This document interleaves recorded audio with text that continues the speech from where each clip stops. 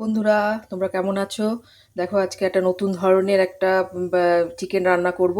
এই দেখো, তার জন্য পেঁয়াজ, আদা, রসুন, টমেটো, কাঁচা লঙ্কা সব পুড়িয়ে নিচ্ছি। এই জালটার উপর বসিয়ে সব পুড়িয়ে নিচ্ছি দেখো গ্যাসে।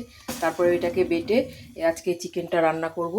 চিকেন আনা হয়ে গেছে দেখো। আর তার সঙ্গে একটু আজকে ফ্রাইড রাইসও করব, চাল ভিজিয়ে দিয়েছি তার জন্য। আর জানো তো, সানডেতে একটুখানি বেশি খাওয়া দাওয়া হয় আমাদের ভালো ভালো। তাই আজকে এই নতুন ধরনের এটা করব। দেখি সবাই ইউটিউবে খুব দিচ্ছে, খুব নাকি ভালো এটা।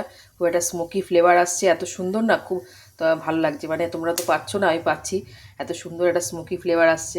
এটা দিয়েই মাংসটা রান্না করব।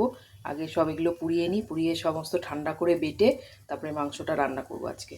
দেখি কেমন হয়, কোনো দিন করিনি, আজকে করি, দেখি কীরকম হয়, তোমাদের সঙ্গে শেয়ার করব অবশ্যই।